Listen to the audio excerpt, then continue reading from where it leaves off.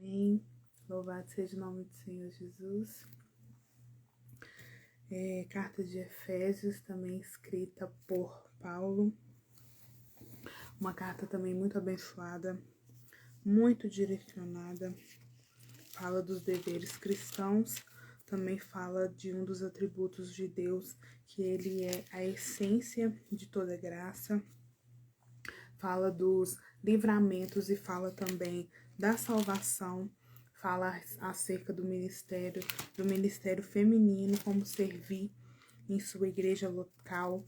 Também fala de um dos frutos do Espírito, que é a mansidão, que nada mais é agir com calma, com serenidade, controlar o ímpeto, por mais que dê vontade de reagir de uma forma mais grosseira, mais agressiva, não reagir assim, e reagir com calma, reagir com sabedoria, vindas do nosso Pai.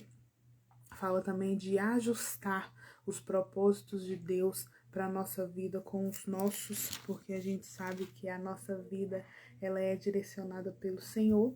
Nós temos sim a oportunidade até de fazer o que pensamos, mas temos o risco de dar errado e não ser debaixo da bênção do Senhor Jesus para as nossas vidas. Também fala de paternidade e o principal, que eu acho que é o ponto-chave do livro de Efésios, que é Efésios 6, que fala da armadura de Deus, o tanto que nós temos que ter discernimento, sabedoria e estarmos revestidos dos equipamentos adequadas, porque existe sim a batalha espiritual, ela é ferrenha, ela é diária e nós temos que estar revestidos de poder para conseguir estar firmes nisso. Também fala sobre vocação e fala também no Efésios no capítulo 2 do período que se passa do pecado de Cristo Jesus ali naquela cruz, seu derramamento de sangue, ele nos salvou, nos purificou e nós recebemos a graça. O que significa graça? Graça é favor imerecido. E também no capítulo 3 fala da vocação. Paulo sempre fala de vocação. O que é vocação? É serviço, é fazer. O que fazer em Cristo, o que fazer em Deus. E manter essa confiança na salvação e entender que quando nós estamos direcionados, quando nós agimos de acordo com a vocação de Jesus nosso Senhor, pelo qual temos ousadia e acesso com confiança mediante a fé que temos nele.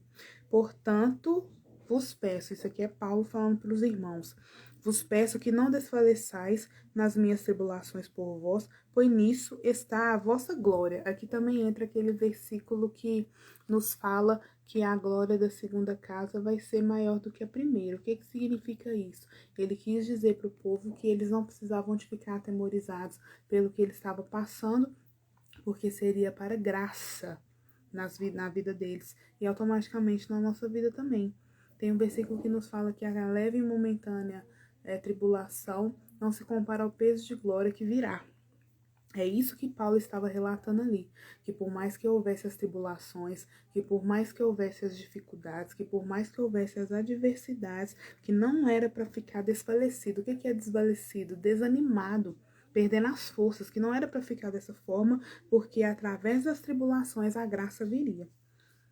No capítulo 4 fala muito de ministério, de serviço, de andar em unidade de fé e fala também para não ser como meninos agitados que não sabem como agir, não sabem como reagir.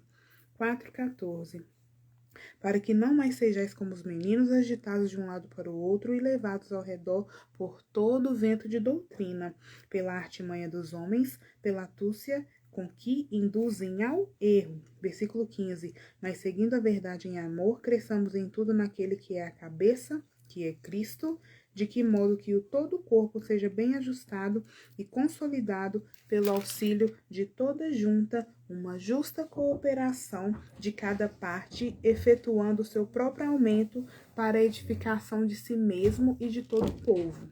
Amém? Então, aqui no capítulo 4, o que Paulo diz nesses versículos? Para não ser crianças agitadas, para não ser crianças, não agir como criança, com imaturidade.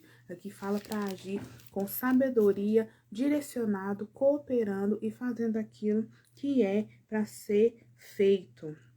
Continua falando também sobre a vida cristã, fala sobre não pecar, não irar com o irmão, não dar lugar para o diabo, falar com aquele que rouba que não roube mais, trabalhar fazendo o que é certo.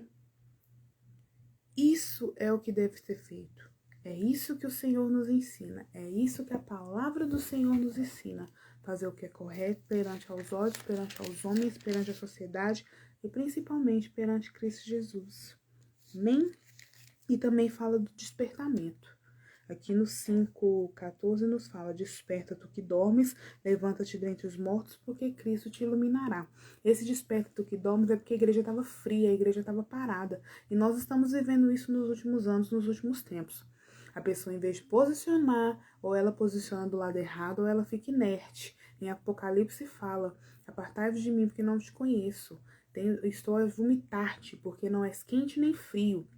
Então, nós não podemos ser imparciais, nós não podemos ser inertes. Temos que ser decisivos e andar conforme o direcionamento de Cristo Jesus. Não pela nossa cabeça, pela cabeça dos outros, mas pela vontade do Pai, que sabe o que é melhor para nós. E Efésios 6 nos fala sobre a armadura de Deus. Aqui no 6:10 fala: quanto ao mais, sede fortalecidos no Senhor na força do seu poder, revesti-vos de toda a armadura de Deus para poderes ficar firmes contra as ciladas do diabo, porque a nossa luta não é contra o sangue nem carne, e sim contra principados e potestades, contra os dominadores deste mundo tenebroso, contra as forças espirituais do mal nas regiões celestiais. Então aqui tá falando que tem que estar revestido, porque infelizmente o mal ele existe sim, ele permeia sim, só que maior é Cristo Jesus. Mas para isso temos que estar equiparados, temos que estar com as armaduras, temos que estar revestidos para que possamos enfrentar essa guerra, resistir a ele para que ele fuja de nós. Versículo 13. Portanto, tomai a armadura de Deus, para que possais assim resistir no dia mau, e depois de teres vencido, permanecer inabaláveis, estando firmes os seus cintos, e cingindo-vos da verdade, e vestindo da couraça da justiça. Esse cinto da verdade, o cinto ele não é importante para segurar a calça. Se tiver sem cinto e a calça estiver frouxa, o que vai acontecer? Ela vai cair. Aqui, esses cingivos da verdade significa que quando você está com a verdade, você não passa vergonha. Você não fica envergonhado, porque a palavra de Deus é a verdade. E quando fala de se vestir da couraça da justiça, é que você está revestido de verdade, revestido de justiça, e isso te defende. Versículo 15. Calçai com os pés para preparar o evangelho da paz. O que é calçar os pés? É andar, propagar, estar com os pés firmes e alicerçados para falar das boas novas. E embraçando sempre o escudo da fé, com o qual podereis apagar todos os dados inflamados do maligno. Aqui quando fala de escudo da fé, ele tampa, escudo é para trampar a frente. Então, que se o mal ele vem de frente, mas ele vai vir, mas não vai atingir, porque vai estar revestido com o escudo da fé. Porque a fé, ela faz o impossível. Ela faz aquilo que estava pensando vir de mal nem chegar até perto, porque nós vamos estar revestidos, nós vamos estar com as armaduras corretas, e é isso que Efésios nos ensina. E vencer essa batalha espiritual com a armadura de Deus. E não só batalha espiritual, mas como batalha física, o pensamento. Então, assim, o mundo espiritual, ele existe sim, ele é real, e nós temos que estar alicerçados em Cristo Jesus, entendendo que quando nós estamos revestidos, o Senhor nos abençoa, o Senhor nos reveste de toda a armadura, e que estejamos sempre preparados. Nós temos que estar preparados para esse tempo, porque infelizmente o mal ele existe, e nós como luz temos que ser luz diante as trevas. Amém? Então, que estejamos revestidos da armadura de Deus, com o capacete da salvação. O capacete remete pensamento. Então, tá com a mente guardada e blindada no Senhor, e assim como o resto do corpo, e a nossa mente e o nosso coração estando guardado, revestido em Cristo, nós vamos vencer os maus, as potestades, os principados e tudo, porque maior é a luz sobre as trevas. Amém? Deus nos abençoe.